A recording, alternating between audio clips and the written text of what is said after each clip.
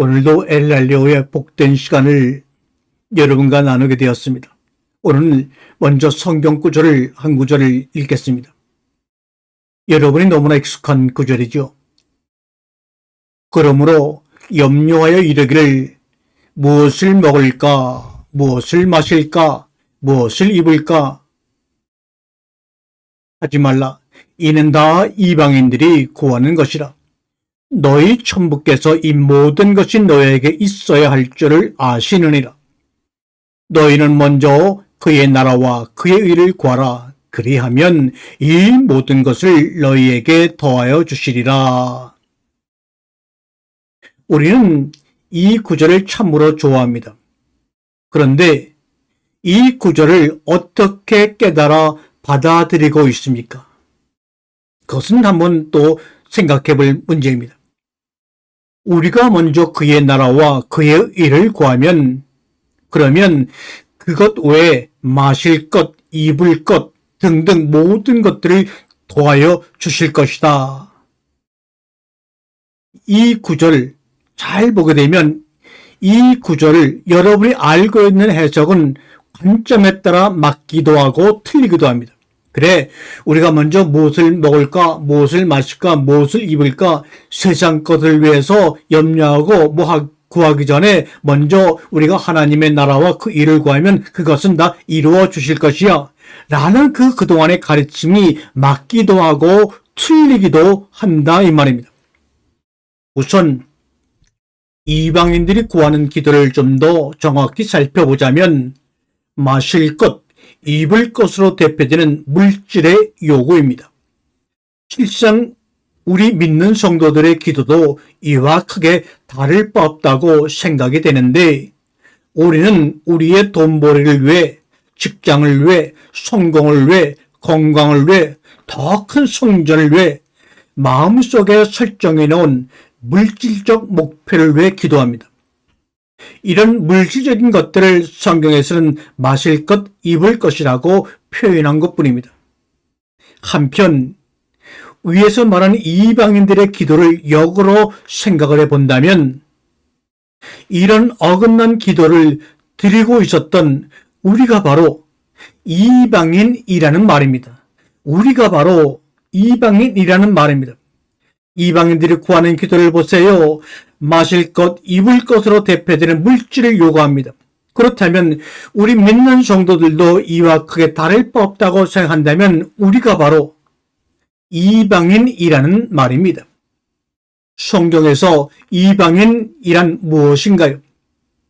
예수 그리스도를 모르고 살아가는 헛된 인생들을 이방인이라고 합니다. 그런데 여러분 참으로 이상하지 않아요? 아니 주일 성수도 열심히 하고 나름 봉사도 하고 사역도 열심히 하며 사는데 나는 집사이고 나는 권사고 장로고 목사인데 아니 당신이 나에게 예수 그리스도를 모르는 이방인이라고요? 네, 맞습니다. 조금은 억울하지만 그럴 수도 있습니다. 마실 것, 입을 것을 기도하는 우리는 어쩔 수 없는 이방인입니다. 우리가 먼저 그의 나라와 그의 일을 구하면 그것 외에 마실 것, 입을 것도 알아서 도와여 주실 것이다. 그러면 위의 해석이 왜 틀렸는가? 여러분, 하나님은 영이십니다. 그의 말씀도 영이십니다. 따라서 그의 나라와 그의 의도 영입니다. 그의 세계는 철저히 모두 영의 세계입니다.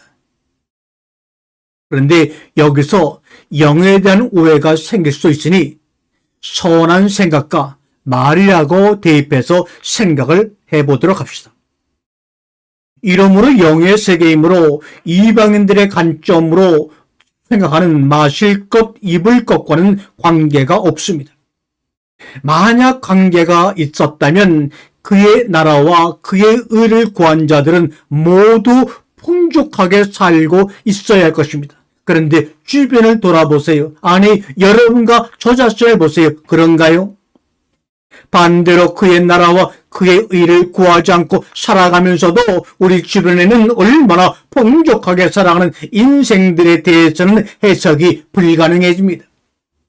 그런데 그럼에도 불구하고 왜 또 맞는가?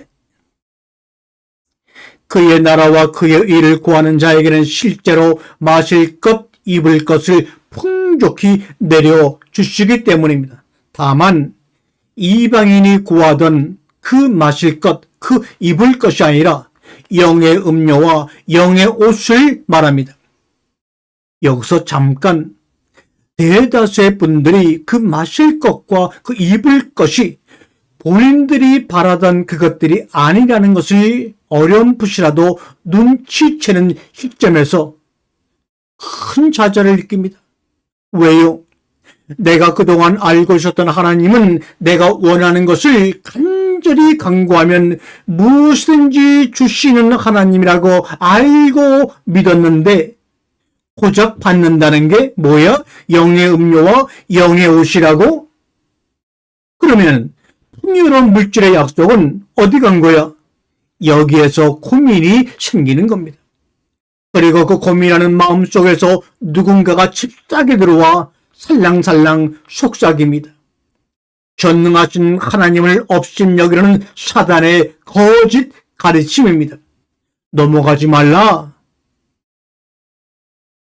넘어가지 말라. 그 마음속의 속삭임을 듣고 넘어가는 사람이 있습니다. 또 그 마음속의 속삭임을 듣고 이 방송을 중단하는 분도 있습니다. 그 마음속에 속삭이는 소리를 사탄의 가르침을 듣고 그동안의 교제를 다 등한시하고 발길을 돌리는 분들도 있습니다. 어찌되었건 다시 본론으로 돌아가서 그의 나라와 그의 의를 구하면 그의 나라와 그의 의를 주심과 동시에 영의 음료와 영의 옷까지 주시는데 그의 나라와 그의 의를 받은 자는 실상 물질계도 지배하게 됩니다. 여러분의 해석에 맞는 두 번째 이유입니다. 아니, 여태까지 영의 음료, 영의 옷이라고 얘기해놓고 물질계를 지배한다니요? 왜 이렇게 왔다 갔다 하세요? 또 어떤 분들은 기가 솔깃해질지도 모르겠습니다. 이렇게 이야기를 하면 쉬울 것 같습니다. 기존의 수입이 100만 원이었습니다. 그런데 100만 원 가지고 요즘 생활하는데 턱없이 부족하지요. 어려운 생활이지만 하나님의 나라와 그의 일을 구했습니다. 그리고 약속된 바대로 그것을 얻었습니다. 그 이후에도 수입은 그대로 100만 원입니다. 그러나 엄청난 차이가 생깁니다.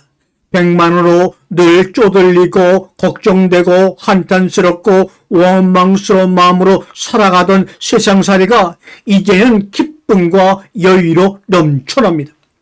같은 금액인 100만 원의 수입이 얼마나 감사하고 큰지, 하루 세 끼 밥을 먹을 수 있다는 것이 얼마나 기쁜 일인지, 아이들 새 옷을 사주지 못해 개탄스럽던 마음이 이제는 옆집에서 얻어 입혀도 기쁘고 감사하기만 합니다.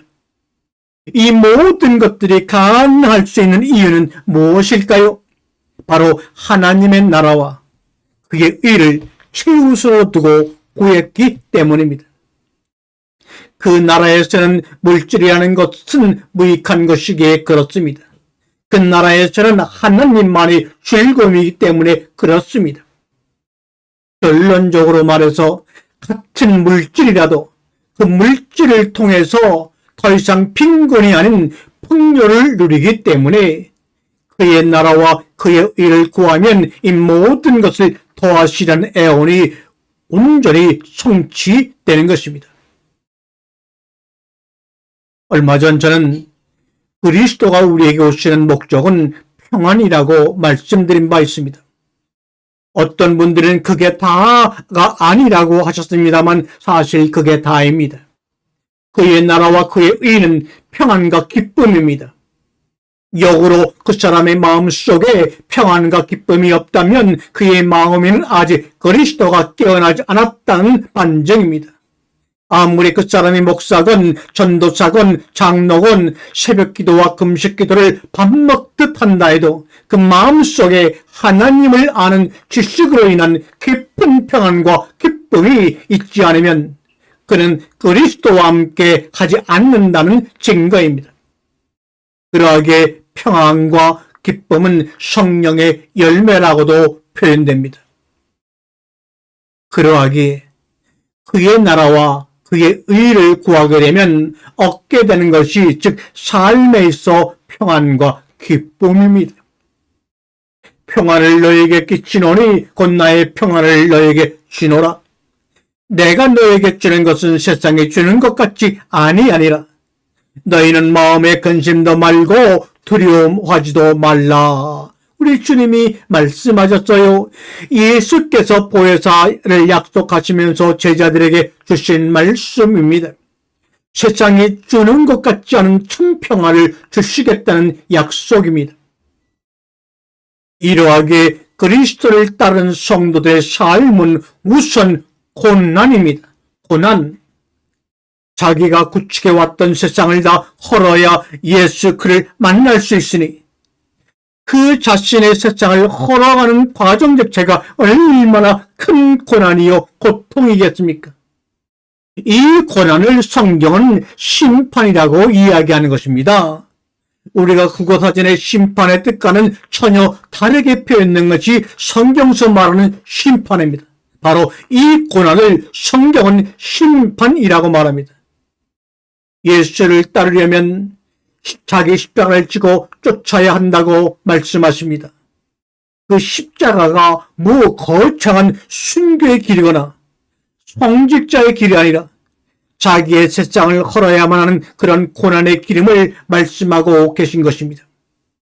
그러하니 세상에 누가 자기의 야망, 성취욕, 물질욕, 성공욕 그리고 자아까지 버려가며 예수를 따라 아버지의 나라와 그의 의만 구하겠습니까? 당장 걸렁뱅이가 사회 낙오자가 부적응자가 세상의 비웃음거리가 될 염려에 누가 과연 그 길을 선뜻 따라 나서겠습니까? 다만 최악의 경우 내 안락한 집을 빼앗긴다 해도 내가 당장 직장에서 쫓겨난다 해도 가정에 파탄 난다 해도 내 건강이 안 좋아져 내일 당장 죽게 된다 해도 심지어 아들놈을 아브라함처럼 산재물로 바치라고 해도 오직 아버지만을 구하겠다는 사람이 있다면 그 사람이 바로 살아있는 믿음인 것입니다. 아브라함으로 그리스도인은 믿음의 계보에 오르는 말씀책에 농명되는 말씀으로 살아가는 우리와 똑같이 생긴 사람의 아들인 것입니다. 그는 죽으면 반드시 부활할 것임을 믿고 행하는 자에게 그렇습니다. 이것이 바로 믿음입니다. 열심히 기도하면 성전 건축을 허락하실 것을 믿는 것은 자기 체면입니다. 자, 이렇게 그리스도의 삶은 기존 자신의 모든 세상을 헐어야 하는 고난 덩어리이니 누가 과연 과감히 그 길에 뛰어들겠습니까? 천국에 들어가기가 쉽지 않은 이유이겠죠. 그래서 예수님께서는 여러분에게 이렇게 지금 묻고 계십니다. 너희 구하는 것을 너희가 알지 못하는도다. 나의 마시려는 잔을 너희가 마실 수 있느냐? 라고 말합니다. 아멘.